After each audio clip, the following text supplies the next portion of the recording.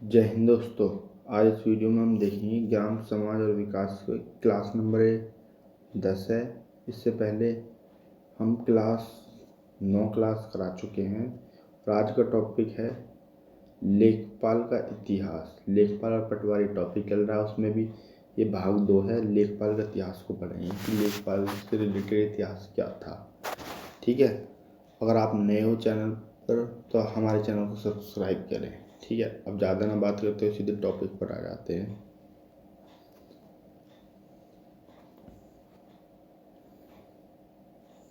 ये देखो, सबसे पहले आपको पढ़ना है क्या से क्या इतिहास में था। शेरशाह के शासन काल में सबसे छोटी इकाई गांव को मौजा कहते थे। ठीक है, मौजा किसे कहते थे? शेरशाह के शासन काल में जो सबसे छोटी इकाई होती थी ना, गांव को मौजा कहते थे। समझ में आया? पूछ सकता मौजा किसे कहते थे? मौजा गांव को कहते थे शेरशाह के शासन काल में। ठीक है, सजरा, सजरा किसे कहते हैं? यह है सजरा। सजरा गांव के नक्शे को कहते हैं। लेखपाल के पास जो रहता है, गांव का नक्शा रहता है, उसको सजरा कहते हैं। यानी कि सजरा किसे कहते हैं? गांव के नक्शे को कहते हैं। और मौजा, शेरशाह सूरी जो रहता है उसके शासनकाल में गांव सबसे छोटी इकाई गांव हुआ करती थी, उसको मौजा कहते थे। ठीक है, तो दो चीज़ें आपकी समझ में आ गई। ठीक है, यूपी के विकास का सबसे बड़ा स्रोत राजस्व है। ठीक है, यूपी के विकास का जो सबसे बड़ा स्रोत है, यानी कि कहाँ से पैसा मिल रहा है, वो क्या है? राजस्व है। ये सारे पॉइंट हैं और क्वेश्चन भी हैं। पूछो, यूपी की आय का सबसे बड़ा स्रोत राजस्व। सजरा किसे कहते हैं? गांव के नक्शे को। शेरशाह के काल में प्रशासन की सबसे छोटी इकाई को क्या कहते थे? मौजा कहते थे, यानी कि गांव। ठीक है, लेखपाल पटवारी दोनों एक ही पद हैं। देखो, सबसे पहले आपको बता दो, लेखपाल और पटवारी दोनों एक ही पद हैं। वैसे इसका रीनेम कर दिया गया कुछ समय बाद, क्योंकि पटवारी जो हुआ करते थे पहले बहुत ही ज़्यादा करप्ट थे, तो उस चीज़ को रीनेम कर दिया गया ना। कार्य सब वही हैं। ठीक है, बिफोर 1952 से पहले लेखपाल को पटवारी कहते थे। अब देखो, 1952 से पहले लेखपाल को पटवारी कहा जाता था, इसलिए लेखपाल पटवारी एक ही है। ठीक है, ये पटवारी पद का प्रथम प्रयोग अलाउद्दीन खिलजी के शासन में मिलता है। देखो, शेरशाह सूरी के शासन काल में सबसे छोटी इकाई को गांव थी, उसको मौजा कहते थे। और पटवारी पद का 1952 से पहले, देखो ये आपको अभी हमने बता दिया कि 1952 से पहले लेखपाल को पटवारी कहा जाता था। और अलाउद्दीन खिलजी के काल में मिलता पटवारी पद का प्रथम प्रयोग। पूछे, पटवारी पद का प्रयोग प्रथम कहाँ मिलता है? अलाउद्दीन खिलजी के काल में। परंतु पटवारी पद का महत्व को जो है अकबर, बाद में अकबर ने पटवारी को समझा। ठीक है, देखो सबसे पहले क्वेश्चन नंबर 1 क्या बनेगा इसमें कि पटवारी पद का प्रथम प्रयोग कहाँ मिलता है? अलाउद्दीन शासन के काल में। ठीक है, शेरशाह सूरी जो ने इसके पद को महत्व को समझा। ठीक है, महत्व को समझ लिया, अलाउद्दीन खिलजी के शासनकाल में मिला। और अकबर ने भी बाद में पटवारी पद के महत्व को स्वीकारा। यानी कि इसमें देखो, शेरशाह सूरी का नाम आ रहा है, अलाउद्दीन खिलजी का नाम आ रहा है और अकबर का नाम आ रहा है। ठीक है, ध्यान रखना, पटवारी पद का प्रथम प्रयोग अलाउद्दीन खिलजी के शासनकाल में। ठीक है, अब मौजा, मौजा यानी कि गाँव के, यानी प्रशासन की सबसे छोटी इकाई शेरशाह सूरी के शासनकाल में होती थी मौजा। में 2 अधिकारी होते थे। पूछ सकता है 2 अधिकारी, एक को कहते थे मुकद्दम, एक मुकद्दम हुआ करता था, एक पटवारी। 2 अधिकारी होते थे ना। तो पटवारी यानी कि गांव की जो छोटी इकाई होती थी शेरशाह सूरी की शासनकाल में मौजा, उसमें 2 थे। एक को मुकद्दम कहते थे, एक को पटवारी कहते थे। पटवारी राजस्व एकत्रित करता था। कि पटवारी का क्या काम था? पटवारी का काम था राजस्व एकत्रित करना। मुकद्दम, मुकद्दम कानून न्याय को देखता था। समझ में आ गया? पूछेगा मौजा कितने 2 पार्ट में डिवाइड हो जाता है। एक पटवारी, तो शेरशाह सूरी की शासनकाल में पटवारी की बात आ गई। मुकद्दमे कानून न्याय को देखता था, राजस्व करता था पटवारी। 2 लोग बना रखे थे। ठीक है, जैसे लास्ट में मैंने आपको बताया था, जब प्रशासन राजस्व की दृष्टि से जिले में सबसे बड़ा अधिकारी डीएम, डिस्ट्रिक्ट मजिस्ट्रेट, जो न्याय की बात करता है। और जब वो राजस्व एकत्रित करेगा, राजस्व से संबंधित बात करें तो उसको कलेक्टर बोलेंगे। तो वहाँ पर एक आदमी है, दोनों पद संभाल रहे हैं। यहाँ पर दोनों कामों के लिए अलग अलग बनाया गया, कानून न्याय के लिए मुकद्दम और राजस्व के लिए पटवारी। ठीक है, आपके समझ में आ गया। अब ये कह रहा पटवारी पद का नाम लेखपाल हुआ कब, इसको पढ़ते हैं। ठीक है, तो देखो 1952 से 54 तक चौधरी चरण सिंह यूपी के राजस्व और कृषि मंत्री रहे। ठीक है जी, चौधरी चरण सिंह। तो इन्हीं के समय में जमींदारी विनाश भूमि सुधार एक्ट 1950 पास हुआ। यानी कि जब चौधरी चरण सिंह 1952 से 1954 तक यूपी के राजस्व और कृषि मंत्री रहे चौधरी चरण सिंह, इन्हीं के समय जमींदारी विनाश और भूमि सुधार एक्ट 1950 पास हुआ।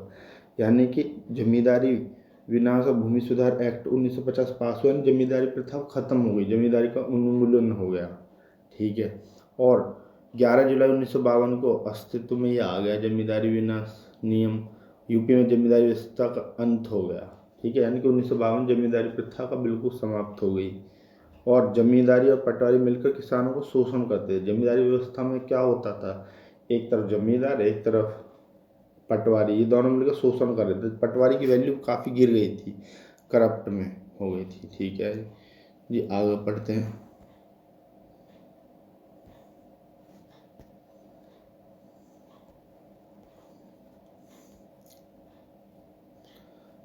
जी, ये आपके समझ में आ गया। 1952 में जमींदारी प्रथा का उन्मूलन हो गया।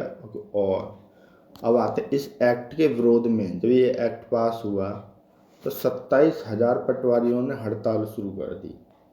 ठीक है, जो 27,000 पटवारियों ने हड़ताल शुरू की, चौधरी चरण सिंह इनके आगे झुके ही नहीं, उन्होंने सभी को निलंबित कर दिया और एक नया पद बना दिया, लेखपाल।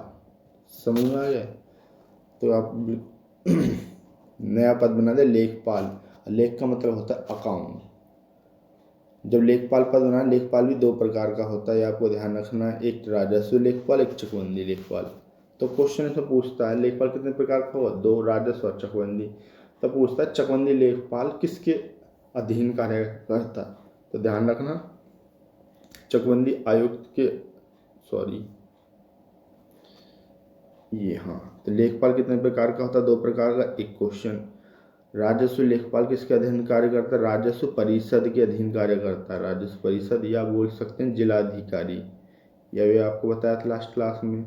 और चकबंदी लेखपाल किसके अधीन कार्य करता है, चकबंदी आयुक्त के अधीन, चकबंदी आयुक्त के अधीन। ये क्वेश्चन है, चकबंदी लेखपाल किसके अधीन कार्य करता है, चकबंदी आयुक्त के। राजस्व लेखपाल राजस्व परिषद बोलो या जिलाधिकारी के अधीन कार्य करता है। ठीक है, और सारी चीज़ को समराइज कर लेते हैं, हमने क्या पढ़ा। देखो, हमने पढ़ा शेषासुरी के शासनकाल में शासन की सबसे छोटी इकाई यानी कि गांव को मौजा कहते थे। मौजा दो पार्ट में डिवाइड था, एक मुकद्दम एक पटवारी। पटवारी देखता था राजस्व एकत्रित करना, मुकद्दम कानून न्याय को देखता था। ठीक है जी।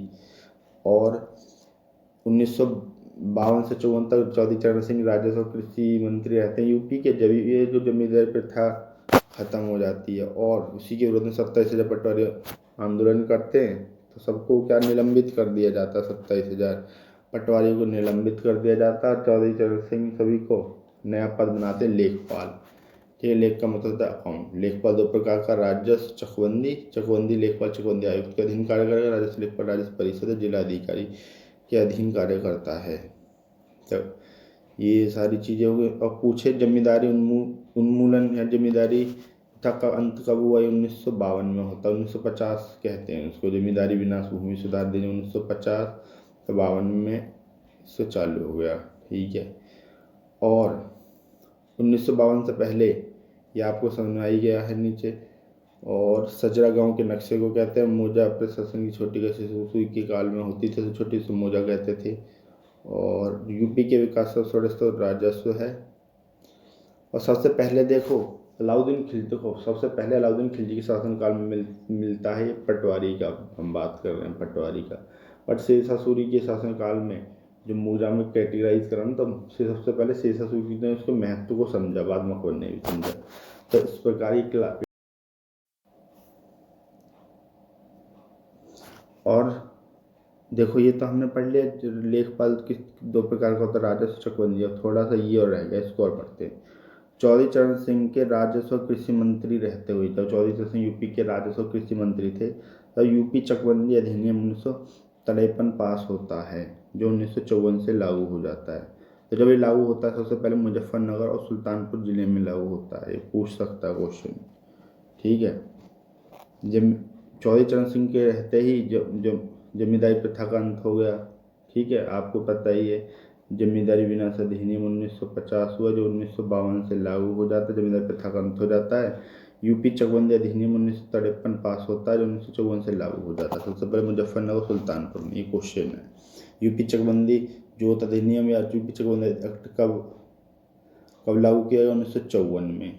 यूपी चकबंदी अधिनियम 1953 में आया, लागू होता है 1954 से। तो और राजस्व लेखपाल का पद यूपी राजस्व संहिता संदर्भ 6 में सेक्शन 16(2) में है।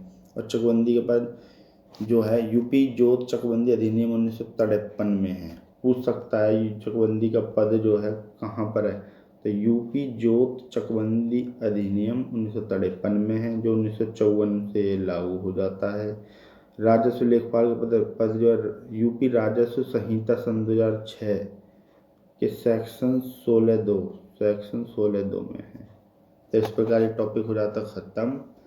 अगर आपको मेरा प्रयास अच्छा लगा तो चैनल को ज़रूर सब्सक्राइब करें, क्योंकि आप लोग सब्सक्राइब करें तो मुझे भी लगेगा कि आप लोग क्लास पढ़ना चाह रहे हैं और मैं और अच्छे से पढ़ाऊँगा। और सपोज आप ही करो, अगर आप मेहनत करो, कोई आपको अप्रिशिएट ही नहीं करता, आपको भी अच्छा नहीं लगेगा। तो सेम वही बात है, ठीक है। फिर मिलते किसी और वीडियो के साथ। आज के लिए इतना ही। जय हिंद, जय भारत।